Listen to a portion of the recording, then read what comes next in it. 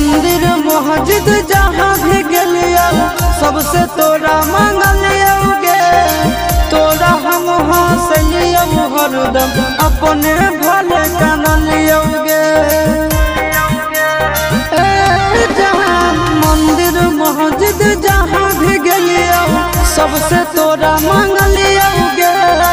तोरा हम हंसलियो हरदम अपने भले कानलियोगे। तोर किस्मत खुलता, तोर किस्मत खुलता, जरता हमर भगिया गे। बसवे के डोलिया